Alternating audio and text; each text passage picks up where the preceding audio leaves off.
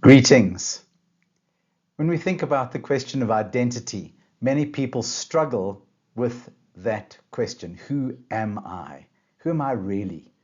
Underneath the surface, in all the depth of my inner being, who am I?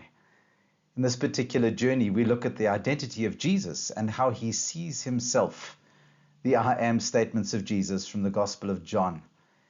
But that shapes who we are. And I'm hoping that you will include yourself in the journey with us as we discover who Jesus is and how that shapes us. We love to play the game as children called tag, where two or more people play and one is it, and then the one who's it chases the others around to try and touch them, and then the it is transferred to them. That's a wonderful game, and we can play that game in many different forms.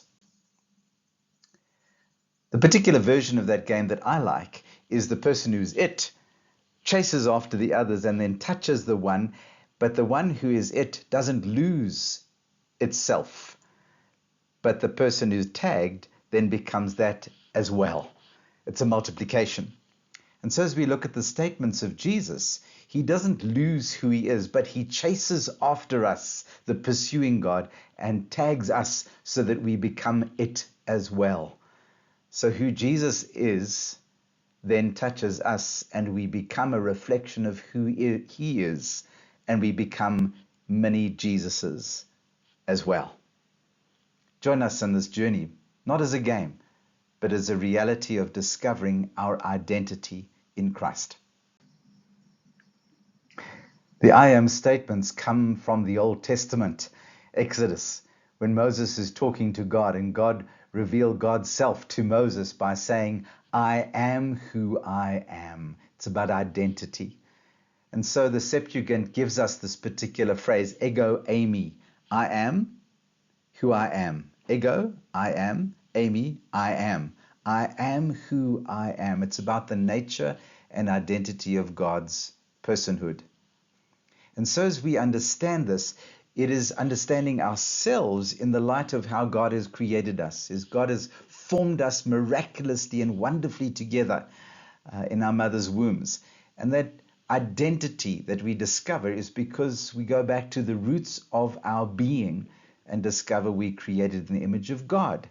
And so the key is Jesus then shapes us. Who we are is defined by Jesus' self-identity. And therefore, with Paul, we can say, I am who I am by the grace of God. So as we discover who we are, we know that it's a work of grace in the restoration process of our lives, being restored into the very image of God. Becoming who we are is that journey through life.